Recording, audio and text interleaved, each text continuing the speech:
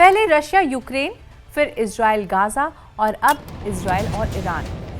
Asia एक और युद्ध के कगार पर खड़ा है, लेकिन इससे भारत पर क्या असर पड़ेगा और आपको चिंता करने की क्यों ज़रूरत है, ये इस वीडियो में समझते हैं। हेलो, मैं हूं सिमरन, आप देख रहे हैं स्विच। 13 अप्रैल की रात ईरान ने इजराइल पर 300 मिसाइल्स और ड्रोन से अटैक किया। इजराइल ने खुद को डिफेंड तो किया, लेकिन अभी दोनों देशों की सेनाएं स्टैंड बाय पर है।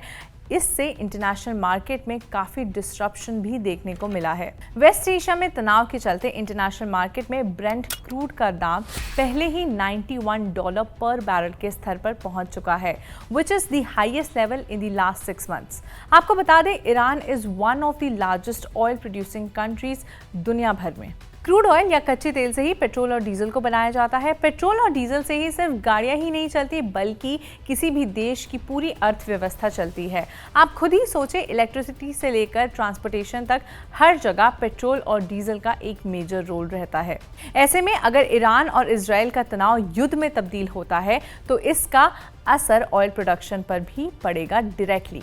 एक्सपर्ट्स का अनुमान है कि ईरान और इजराइल के तनाव बढ़ने की स्थिति में ब्रेंट क्रूड का दाम $100 प्रति बैरल तक भी जा सकता है। इससे दुनिया में पेट्रोल और डीजल की कीमतों में इजाफे की आशंका भी बढ़ जाएगी। साथ ही भारत पर भी इसका डायरेक्ट असर पड़ेगा। भारत के चुनावी मौसम में आम जनता को पेट्रोल डीजल की दाम में थोड़ी गिरावट का लाभ हुआ ही था कि इस संकट के चलते अब ये भी गायब हो सकती है। आपको बता दें, भारत कच्चे तेल का सबसे बड़ा इंपोर्टर और कंज्यूमर भी है।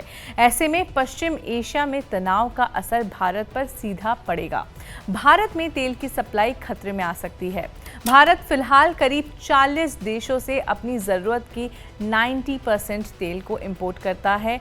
भारत में रोज़ाना 50 लाख बैरल क्रूड ऑयल को इस्तेमाल किया जाता है। आपको बता दें, एक बैरल का मतलब है 158.97 लीटर्स ऑफ ऑयल, और ऐसे 50 लाख बैरल रोज़ाना भारत में यूज़ होते हैं। साल 2023-24 की पहली 6 महीनों की बात करें तो भारत ने सबसे ज़्यादा कच्चा तेल रशिया से खरीदा और उसके बाद इराक और सऊदी अरेबिया का नंबर था।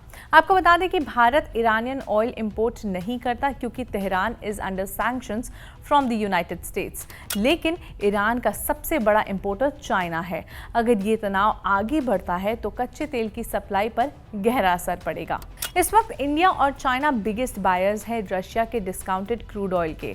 अगर कोई बॉम्बिंग या इंफ्रास्ट्रक्चरल डैमेज होता है तो क्रूड बैरल की प्राइस $100 के ऊपर जा सकती है, और इसका असर आपको और हमें भी भुगतना पड़ेगा। ईरान और इजराइल के संघर्ष से सप्लाई चेन काफ़ी ज़्यादा इफेक्ट हुआ है, क्योंकि ईरान ने धमकी दी है कि वो स्वेज कैनल को बंद करेंगे, और अगर स्वेज कैनल की रूट बंद हो जाती है तो ये काफ़ी एक इंपॉर्टेंट रूट है, क्योंकि स्वेज कैनल की रूट से ही पर्शियन गल्फ कंट्रीज से क्रूड ऑयल एक्सपोर्ट किया जाता है। At the same time things like tea, jute, cotton, spices and sugars from India and other Asian countries are exported to North America along with Western European countries. वहीं दूसरी तरफ पश्चिमी देशों से इसी रास्ते केमिकल्स, स्टील, मेडिसिन्स, व्हीकल्स और scientific equipments को भेजा जाता है। ऐसे में अगर ये रूट बंद हो जाता है तो ट्रेड एंड कॉमर्स पर एक बड़ा झटका लगेगा, और इस झटके की वजह से दुनिया भर में महंगाई भी बढ़ जाएगी। एक्सपर्ट्स ईरान और इजराइल की बढ़ रही टेंशन्स पर अपनी कड़ी नज़र बनाए हुए हैं। उनका मानना है कि हाई ऑयल प्राइसेस रिफाइनर्स और फ्यूल रिटेलर्स पर एक बड़ा असर डालेगा, साथ ही ग्लोबल रेट्स में भी फ्लक्चुएशंस देखने को मिलेगी। अगर भारत की बात करें तो भारत में क्रूड ऑयल की प्राइस में ज़्यादा हाइक शायद ना हो, क्योंकि इस वक्त देश में चुनाव का माहौल है। ऐसे में आपको क्या लगता है कि अगर इजराइल और ईरान के बीच एक जंग छिड़ जाती है तो इस पर भारत का क्या रोल होगा? हमें कमेंट्स में लिखकर बताएं और देखते रहें स्विच।